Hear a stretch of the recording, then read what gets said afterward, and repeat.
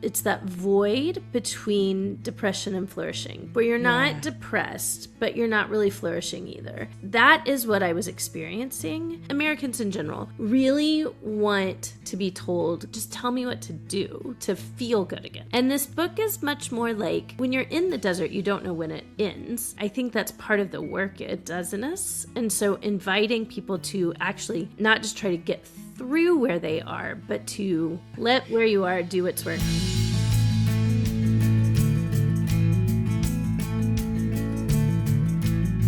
Hey everyone, and welcome back to this week's deep dive episode of The Best of You.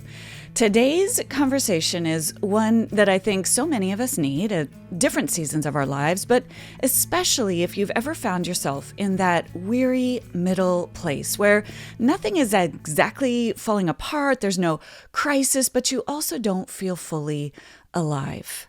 You're still showing up, you're still taking care of everything, the kids, the dogs, the house, you're going to church, you're saying the prayers, but underneath all of the activity, there's maybe a sense of exhaustion, disorientation, maybe you feel like you're just going through the motions, or maybe even a spiritual dryness. It's not that you're in crisis, it's not that you're depressed, but you're also not exactly flourishing. Well, my guest today, Tish Harrison Warren, gives language to this season of dryness with such honesty and such precision, drawing on her own story. It's in her new book. It's out this week. It's called What Grows in Weary Lands on Christian Resilience. And Tish explores what the ancient church called aridity. And these are seasons when God feels distant, when prayers feel flat, when life feels harder than what you expected, and you're often in these seasons tempted to blame yourself. But what Tish helps us see is that these seasons aren't necessarily a sign of failure or a sign that something's wrong. They're often a part of the very soil where maturity and resilience and deeper faith begin to grow. A season that was familiar to ancient saints, folks following Jesus in the past, that we don't always have language for in our modern era. Tish Harrison Warren is a writer. She's an Anglican priest and an award-winning author. She is the author of several books, including Liturgy of the Ordinary, which won Christianity Today's 2018 Book of the Year, and Prayer in the Night, which won Christianity Today's 2022 Book of the Year. She formerly wrote a weekly newsletter for the New York Times on faith in public discourse and private life, and her essays have appeared in Christianity Today, Comment Magazine, The Point, and Religion News Service. Her new book, What Grows in Weary Lands, is out this week, and it draws from ancient Christian practices, especially the wisdom of the Desert Fathers and Mothers, to help us understand burnout, languishing, spiritual dryness, and the slow work of Christian resilience. As you'll hear in today's episode, Tish isn't one to offer a quick fix. She doesn't give us 5 easy steps to get out of the desert. Instead, she joins us in it. She invites us to consider what it might mean to let this very season do its work. So if you're in a weary land right now, if you feel dry, tired, weary, or unsure of whether anything good is really growing during this season that you're in, I know this conversation will be a huge encouragement to you. I'm thrilled to bring you my conversation with Tish Harrison Warren.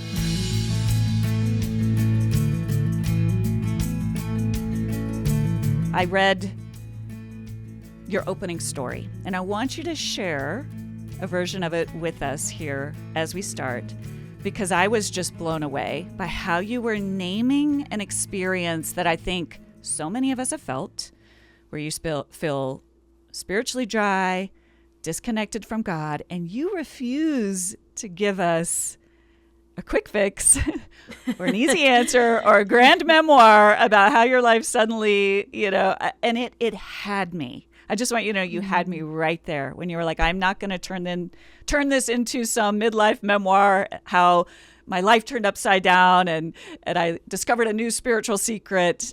I want you to tell it to us. I want you to tell us what was happening in that moment where what happens in real life when you're feeling so spiritually hungry and so spiritually dry at times.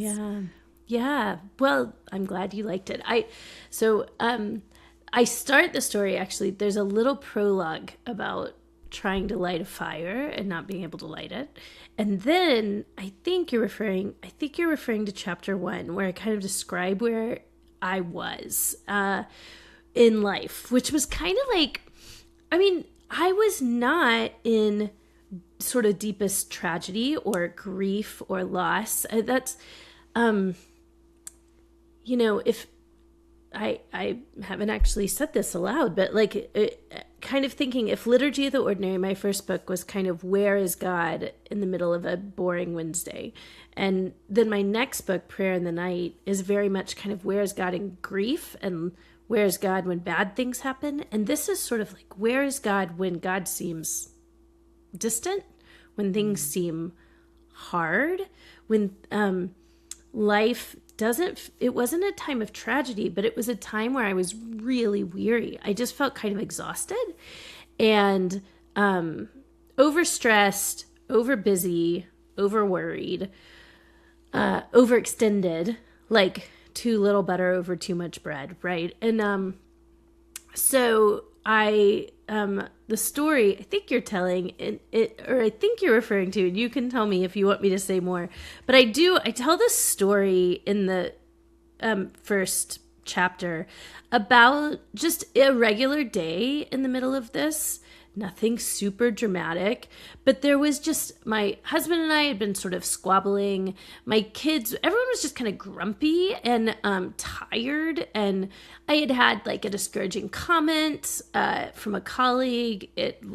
I was just like in a state of discouragement. And then I got in an argument with my teenage daughter. I do not remember what the argument was about. That's how inconsequential this is. And I had just had it, and I grabbed the keys and I was like, I'm gonna go, I have to leave. And I just started like driving around, and I didn't know where I was going. It felt like I needed to get out of my house. I needed an escape. And I talk about crying, stopping the car. I was crying enough where I stopped the car for safety reasons. And then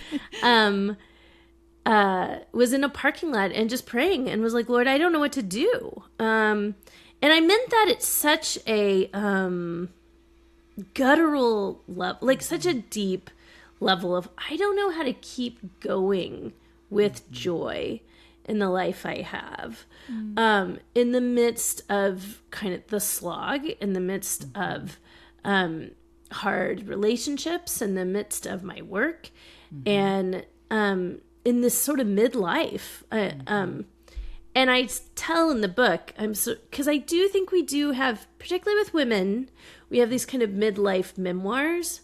And so I said, like, this isn't a good story. This is a really normal story. This would never make headlines. This would never go viral. I make this joke in the book. Like, the headline would be like, middle-aged white lady cries or drives 2 strips in her parking lot, cries. Exactly. It's just so normal, and that's what we do. It's so common. But so I was like, what would the memoir be? It would be that I, decide my life's not working. I go to Mexico. I meet some man and have adventures, and some young hot guy that could be played by I don't know, Timothy Chalamet in the movie make of this. And then, and then, or I find some new spirituality, or I find some new kind of like, whatever kind of the new, and end up in like a renovated, cool farmhouse in New England or something and start my life over. But I didn't do that. And so I went back home. Yeah. I reconciled with my daughter. And so I kind of say the story of hitting a place in midlife where you feel disoriented or unfulfilled, and you don't start over. You start there, and you see what the gift is, and that is, there's not a space for that in our culture, I don't think. And And so I talk about what I called middle stories, and the need to sort of build resilience in the time where things don't feel new and sparkly and exciting anymore. But you're not exactly at the end. You're not, you haven't reached guru status yet. You're not full of sage wisdom. Life doesn't feel simple or complete. And so part of what I was saying is we just don't tell these middle stories. And unless they involve a total reinvention of our lives. And so what does it mean to not kind of escape in the middle, but also not to numb out in the middle, to actually find the growth that these seasons are meant to sort of spark in us. That's exactly what it was where you had me at that moment of, I didn't have this grand escape, this grand story. And we've read these stories, and they're and we've seen them, and there's nothing necessarily wrong about that. But when you said I went home and repaired with my daughter, I was like, that's the miracle. That's it right there. And it doesn't always feel that way in the moment, but to the point of the title of your book, What Grows in Weary Lands, sometimes it's just that little moment of I went home and repaired with my daughter. Yeah. I think for so many of us, that's what it looks like right now.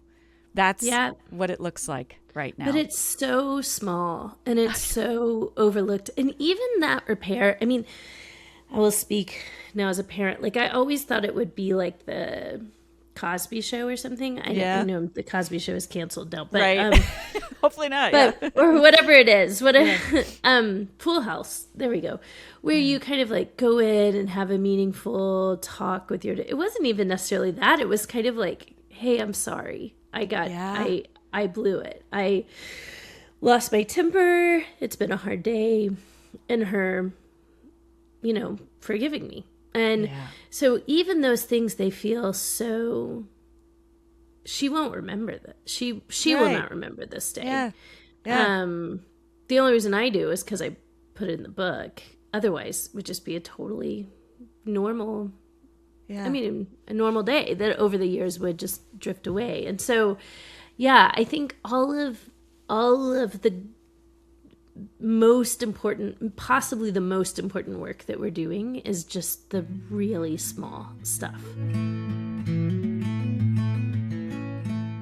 If you've been listening for a while, you know I've been using Remy night guards, and I'm genuinely grateful to have Remy in my routine. I've always been someone who clenches at night, especially during stressful seasons, and Remy has helped me protect my teeth while I sleep. If you're part of the roughly 30% of Americans who grind or clench their teeth at night, your smile needs protection. Remy's custom night guards are clinically tested and FDA cleared to help protect your teeth from damage caused by grinding, reduce jaw tension and facial muscle strain, and improve sleep quality. And you get the same professional quality and comfort as a night guard from the dentist. But Remy costs about 80% less, and it's way more convenient. Here's how it works. Remy sends an impression kit straight to your door. You follow their step-by-step instructions to get your impression. Then Remy crafts and ships your custom-fit night guard, and you just start wearing it at night to protect your teeth. And in addition to my Remy night guards, I recently tried their ultrasonic cleaner, and I love it. It makes keeping my night guard clean unbelievably easy. Start the new year right and use code BESTOFYOU to get 50% off your purchase of a new night guard. That's 50% off at shopremy.com/bestofyou with code BESTOFYOU. Thank you, Remy, for sponsoring this episode. Well, because if you hadn't taken that moment, it became insignificant because of the many, many times you've done that. But those many, many times that you do that, those small acts of repair, become the beautiful relationship that cultivates over time, right? And so talk to us a little bit, because in the book you talk about this idea of aridity. Mm-hmm. What is it? You and this is older language. This is ancient language that you're drawing on to give us an understanding of a sense of dryness that isn't, I love how you're describing it. It's not even this sort of flashy, glamorous, dark night of the soul. Maybe that's part of it. It's just this sort of, I'm going through the motions. It's not exciting. what is this idea of aridity, and what does it have to offer us as we're going through these day-to-day, sometimes insignificant, often insignificant events of our lives? Yeah. So aridity is kind of an ancient idea from the Desert Fathers and Mothers. And they use that to describe a time of kind of spiritual dryness where perhaps you have had significant faith, significant experiences of God, and then you kind of enter a time where that seems to cease, and the subjective experience of God's presence feels it feels like it's dwindled. It feels like God is far away. I also expand a little bit. I'll explain what I mean by that. To mean, I don't just think that affects just our kind of prayer life or overtly spiritual things, but all of our life. So I expand that to mean times when things in general feel harder than one expected or unfulfilling. So I think it is difficult for me anyway in times of aridity where things feel spiritually difficult to separate that from for instance, my creative life and my writing life and the way that feels, or my relational life, or my experience at church, or my experience in with friends, in community, that I think all of those sort of go together. Mm-hmm. So it is a specific kind of spiritual malady where we are wanting to be near God, but not knowing how to pray, or prayer feels really empty. And we're in the kind of, it feels like we don't have the same kind of experience of God's, the historic word would be used consolation, comfort, nearness that we have once had. But I also I said I expanded it, but really when you read the Desert Fathers and Mothers, they talk about it in a way that it affects all of life. Because you can't silo out your spiritual life. There is some creative kind of connections I'm making there, because obviously these were people that lived in a desert and spent their day in prayer and work. And so for something to affect their spiritual life affected their whole life because they were monastics. But I think for us, particularly if you are a Christian or a person of faith, it that is not a monastic, but has, is a parent or is a creative or is working in any kind of field that involves interaction with people. I think our relationship with God, struggling or changing or feeling difficult, affects all of that in our life. So I was slow to make aridity, even though the monks talk about it in a profoundly spiritual way, and it is profoundly spiritual, and I talk about that in the book. I don't want to somehow limit it to just the spiritual life, because I think it affects us as a whole. Meaning it sounds like what you're saying is it also affects just how I experience these interactions with my kids, with my friends, in my work. Yeah. It permeates. And how would you describe it? You for your own self? Mm-hmm. Give me some examples, because I guess this is what you mean when you're talking about kind of feeling like you're going through the motions.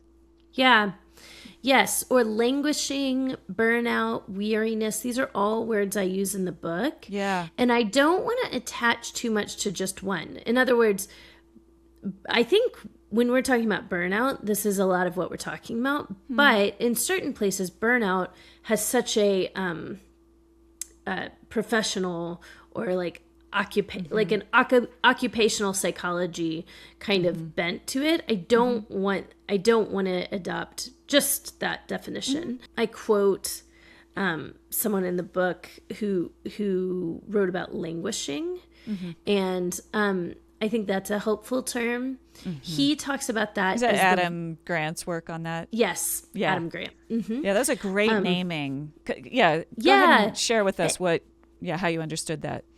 Well, I love his definition that it's that void between depression and flourishing, where you're not depressed, but you're not really flourishing either. And that is what I was experiencing. Yeah. But I was experiencing that kind of in multiple areas of my life at the same time. So it felt like that at work. It felt like that with God. It felt like that with marriage and family. It felt like that with friendships and also my relationship with the church. So it wasn't, again, there wasn't crisis. There wasn't depression. There wasn't, it was, but there wasn't a sense of fulfillment either, or fruitfulness. Yeah. And vitality, aliveness, excitement. Yeah. Right. Yeah.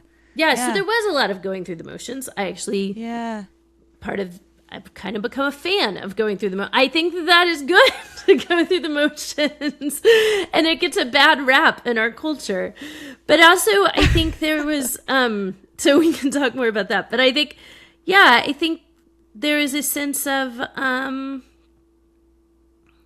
for me, it was like disorientation and incompleteness, meaning, where am I on a map? Like, this isn't exactly a time of suffering.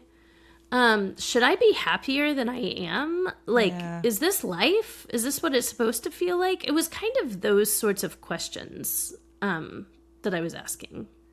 It's such a helpful naming. And I hear what you're saying. There's a couple of different names for it that might resonate more or less with some of us listening. But that languishing, and I think that is a helpful, it's not really depression, but it's not flourishing. I think that's somewhere in that space. And I do want to now, I think what you're trying to help us understand through all of your work, but especially through this book is, and you just said it is, this is normal, number one. This doesn't mean something is wrong, number two. And you might even be saying, this is actually how we learn and what we do when we're experiencing this isn't necessarily to make it go away. Right. Am I understanding correctly? Totally right. I do think that the goal isn't to get rid of it. Right. And I think consumer culture is part of this. I think the memoir that you're talking about like if something's wrong, go to Tibet and start over or whatever.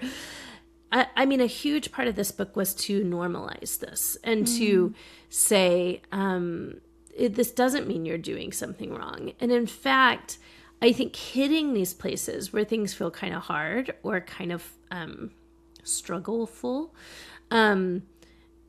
is not only normal, I think it's part of what is necessary to become the people we're meant to be. I think it's part of building resilience, which I think we need resilience in life to flourish. I think it's part of building maturity.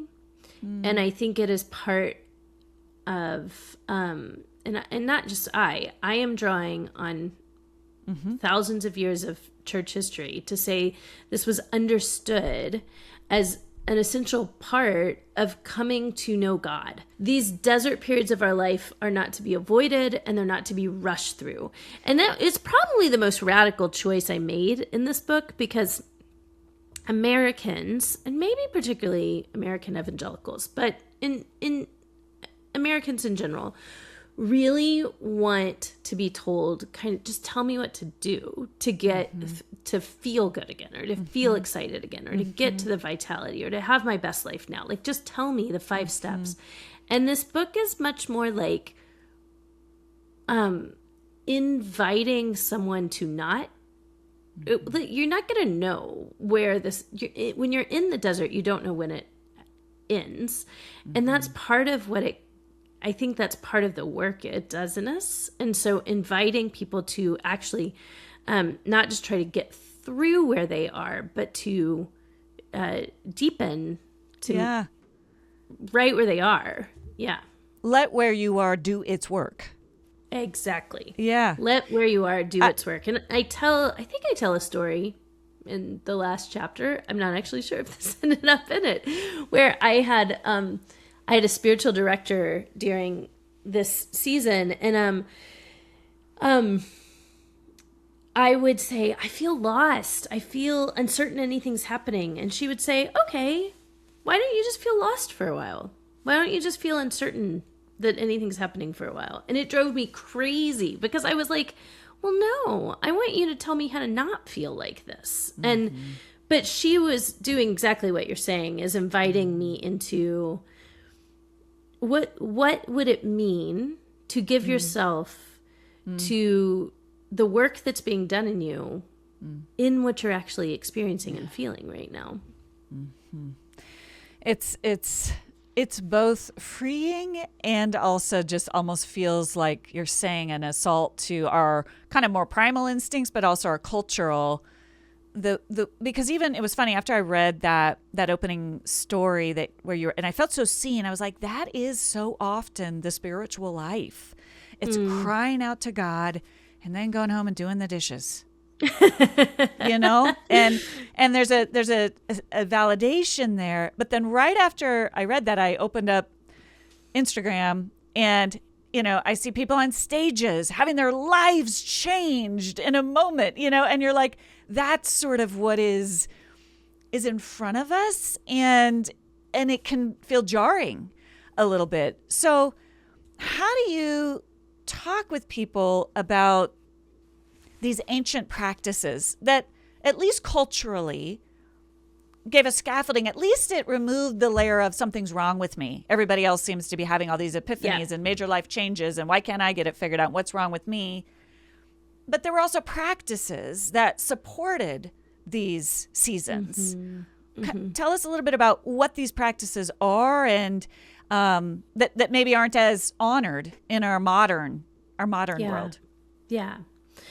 Well, I'll talk about that in two ways. In some ways, the practices are just what everyone has heard if you've been even sort of glancingly near a church, like in the sense of it's prayer, it's the sacraments, it's going to church, it's being rooted in scripture, it's love of neighbor, it's service of people. But I don't go deeply into it. So in other words, I don't have like a chapter on prayer and a chapter. Yeah. I was specifically looking at the kind of the way they cultivated resilience. And so that is, I really draw on the practice of stability, which is not something we talk about a lot as a church. But the idea when monks would experience periods of burnout, or what another word I use is acedia, which is kind of like a discontentment with life. The older monks would instruct them, just stay in your cell. They would say, eat, drink, sleep, stay in your cell. Wow. Another monk said, stay in your cell will teach you everything. And the cell was a place that monks prayed, but it was also a place they worked, and it was also a place they lived. So it's this comprehensive calling to remain at your commitments, keep at the vows that you have taken, because they had taken monastic vows, remain in your community, and remain in place, and remain in the habits and practices that form your spiritual life. And so I talk about each of those. Of course, there are limits to this. I'm not telling people to remain in their place if it's a place of abuse or exploitation. This all has to fall kind of within the scope of normal struggle. But I do want to say struggle is normal and difficulty is normal in that. And so I kind of after I sort of define the problem, I talk about stability, stability in habits and practices of faith, but then stability in our commitments in our community. And then But then, because that can just sound like, just stick to it, just do it, just stay in it. And so I kind of make a turn in chapter 4 about sort of how do we embrace stability in a way that we don't lose our minds, but it doesn't feel like an animal trapped in a cage. And so I talk about hope, and the way hope changes Christian perseverance. I think we either have very little, in our culture, there's often very little talk about what would have been called fortitude or perseverance or steadfastness or resilience. Even some of these words I use sound old because we don't talk about this a lot. So we tend, when we talk about that, we tend to talk about it in a very stoic, almost sort of John Wayne kind of way, like just be impassive and unemotional and just do the hard thing. But I actually think that Christian hope really changes our understanding, and it turns endurance into expectation.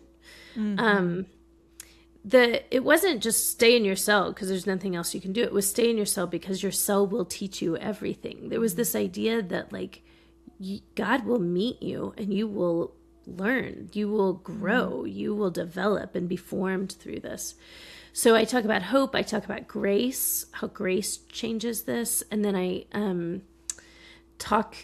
have a chapter on silence, embracing stillness in the middle of this, because I do think that one of the things that makes burnout so widespread right now is just we are assaulted by digital technology at such a alarming rate.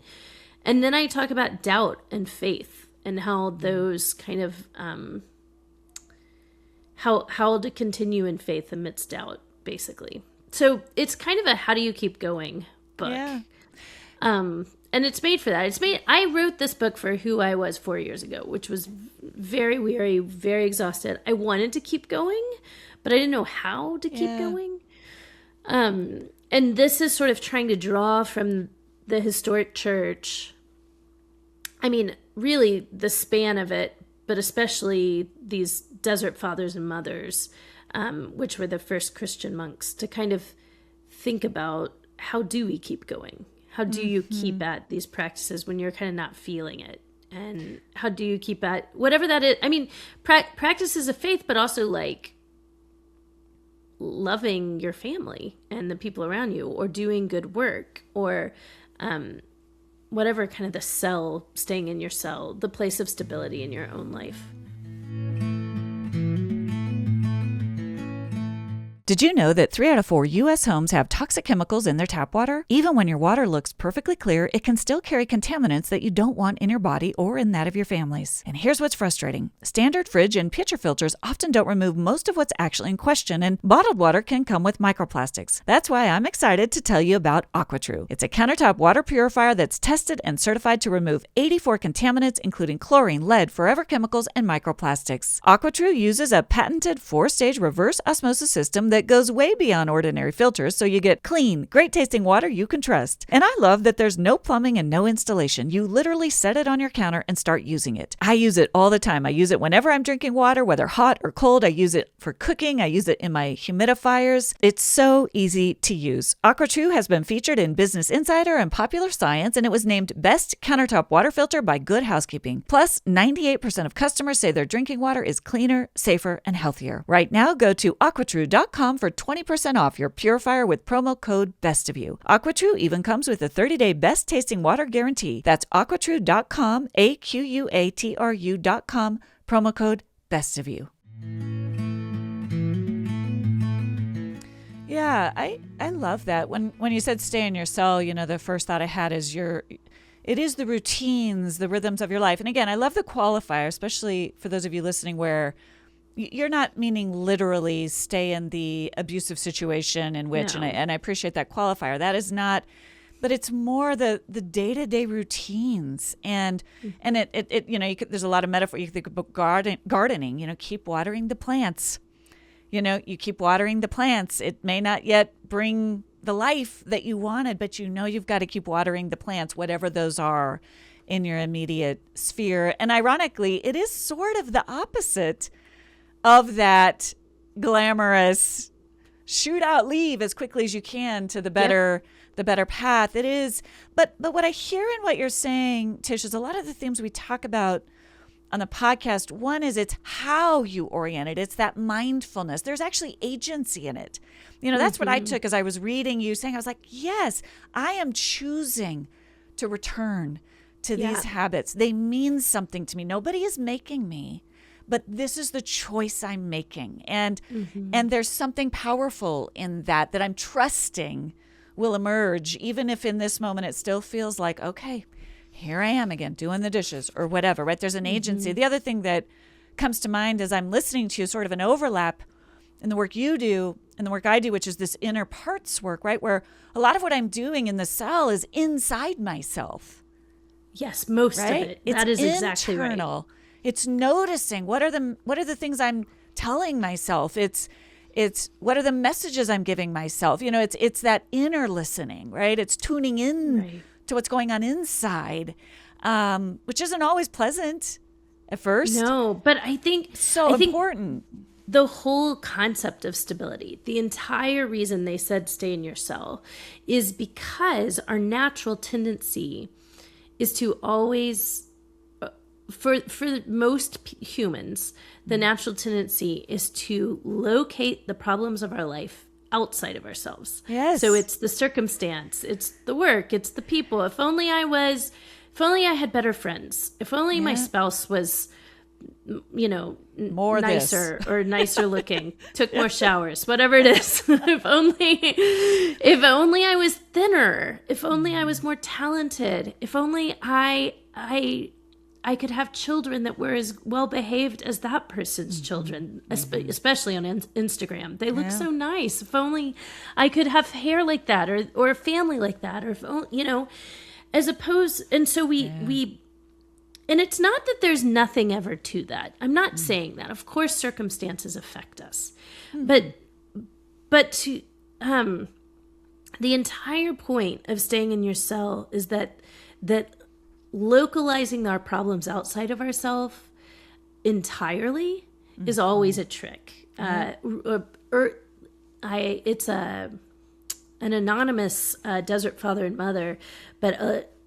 We're talking 1700 years ago. They said, if you're in a community and you find a problem in that community, don't flee from it. Wherever you go, your problems will be before you, waiting for you there. Like wherever you run to, your problems are waiting for you there. That's right. And Saint Benedict picked up on that when he was forming his concept of stability, which is one of the vows that Benedictine monks take even today. The whole idea is that we sort of have to let go of the idea that it is external circumstances that will fix us, that arranging our life in a certain way externally will make things okay. And we have to, and that in the process of doing that, in the process of kind of staying in our cell, it allows us to actually, it's not really until we let go of all of you have to change to make my life better that we can start recognizing what's inside ourselves. And so it's exactly the turn that you're talking about. It's just that in order to make that turn, which is a very mature step to make that turn, we have to give up on the idea that whatever the next consumer product is, whether it's, the next trend, then a better house, the better car, the better husband, the better children, that's not actually going to be the thing that makes us whole. What were some in your own journey of staying in your cell, of living this and writing about it? What were some things you learned about yourself that surprised you? Yeah, I'm surprised how much I want to control God. I think that was something that I found that is interesting to me. I don't necessarily, yeah, I do. I want God to make my life written the way I think it ought to be written. Meaning, I don't just mean, some people by that would mean whatever. They want the raise or the nice car. And I mean, I'm not saying I'm not immune to any of that, but it's often like I want like spiritual fruitfulness to feel a certain way. Yeah. I want it when I pray, I want that to be rewarding. And I want and these are not bad desires, but they become almost like like God is I can put my quarter in and get my experience out, get my that's when I do think that I, in a way that I didn't realize, tend to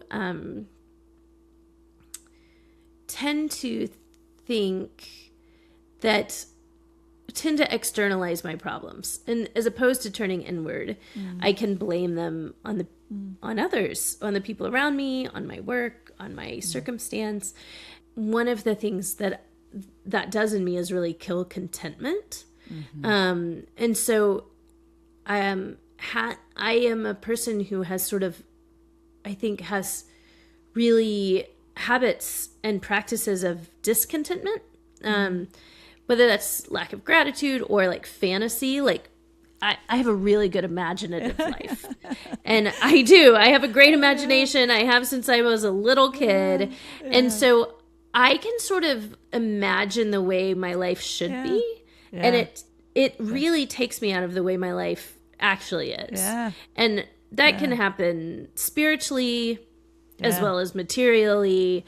And so to actually begin to kind of accept where I am as the place of God meeting me.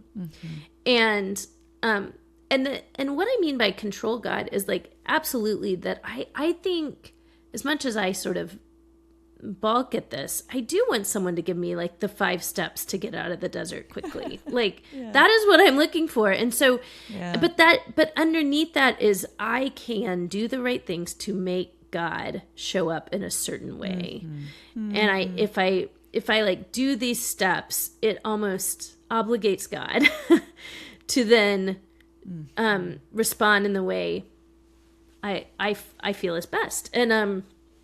And having to let that go and say, do I want to keep walking this way, even if I don't get to control how long the seasons of my life last and what is in them, how long, like what my career looks like or what my family looks like. So I don't seem, I mean, maybe this is wrong. This could be self-deception, but I think for most people, if they met me, I don't seem like a person who really highly values control. My house is not very not very clean. I like spontaneity. I'm a creative. But when it comes to kind of my spiritual life, the flourishing of my kids, my work, I really do want to control things. Yeah. So having to let that go has been something I feel like I've learned in the midst of this. And also just, I'm sorry, you asked me what I'm learning. I could go on and on. I think hope is part of this, like where I do place my hope, because it usually is in a change of external circumstances, as opposed to in God or in even... or an inner change, a change in your own contentedness. Right. Interesting. Exactly. Yeah, that makes a lot of sense. And so kind of a shift in what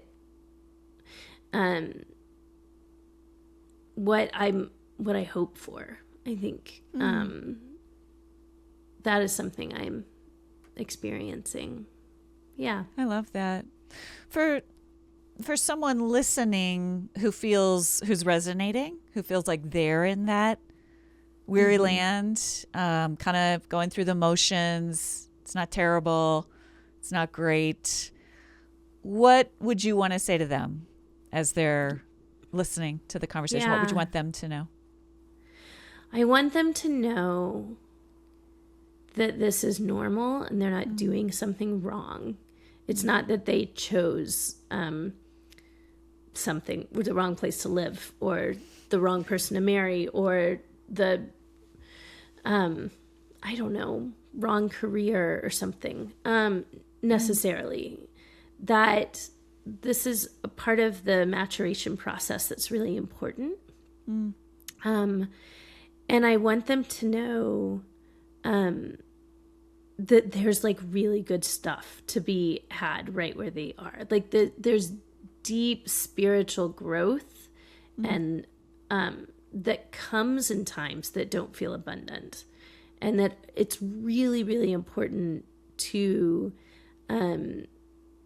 trust that where they are is the place God is working in their life, and they don't have to like conjure that up. They don't have to feel a certain way about that. They don't have to get to any particular place of ardor or performance or Instagram worthiness. You know, that the place that they're at is actually a place of really important growth and learning. And that their cell really will teach them everything. I mean, there's hope in that. You're not trapped. There's I talk in the book about how, you know, desert hermits were by themselves, completely alone and in silence, and you know, had these profound experiences of God, and, you know, reported this as like a beautiful, lovely way of life and experience for them. But prisoners in, you know, similarly alone in a cell, can be driven mad by it. You can, you know, that is not a positive experience. So what's the difference? The practice is the same. The difference is the how and the why of it. And I think, particularly for those of us who are Christians, the how and the why of what it means to indwell our life, to stay in our cell, to love the people around us, to serve the people around us, to go through the motions like what that means is completely transformed by the idea that there is like a loving God loving us in the moment we're in. Yeah. And so I want you to know that abundance doesn't always look like what you think. Yeah. And that the place they're in is an invitation to go deep into who God is and who they are, into love of others and to love of God right where they are. I love it. This is a counter-cultural message. We're gonna It really is. Yep. I can picture the movement right now. We're gonna all have a movement of staying. We're staying in ourselves. And on that note, please tell people where they can find this book, What Grows in Weary Lands. It's a beautiful book, where they can find it, where they can find your work and all the things that you're putting into the world. Yeah. So What Grows in Weary Lands on Christian Resilience. It's out May 12th, and you can buy it really anywhere books are sold. I would love it if you supported it in a local independent bookstore, but you can also get it at Amazon or anywhere else that you want to. And in terms of finding me, I mean, I have a website. I'm pretty hard to find. I'm not online a lot, and I don't really have. I hope someday to have a newsletter, but I don't now. So I guess go to my website if you want to find me, and you can email me from my website, actually.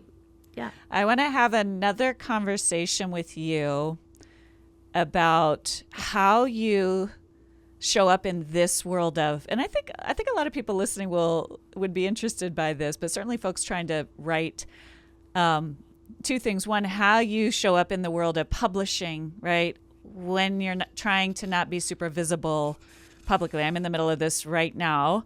And then also right as I was reading through, I was getting the information about your book. I was in the middle of trying to write the marketing copy for the book I have coming out, where you're supposed to give the 5 bullet points of exactly what's going to happen when life changes for you. How you navigated that with your right, like, because so much I kept saying, I'm like, well, you become different. You learn how, but it's like, it's not like this. That's what I mean by the whole, it's not just our culture, but even the culture in which we're bringing books into the world is permeated by this, right? It's like, well, how's their life going to be different? You got to tell people. And I'm sitting there going, I kind of trust the reader a little more. Like, I think the reader knows when they're seeing these promises that can't be, but anyway, that would be a fun conversation to have. Yeah. And it's the consumerism piece of that is like, if you have a problem, this book will 100% solve it for the low price of $26 or whatever it is. More in Canada. Yeah. And I mean, obviously we write because we hope it helps people. I mean, I hope this book encourages the weary. Will. Yeah. But I don't want to feed into that idea that just the next thing is the solution. I don't about the first. I would love to talk to you about that for hours. I'm about the first part about being visible and publishing. I am in the middle of struggling with that a lot. And the second part about how can you sell a book that doesn't give 5 easy answers?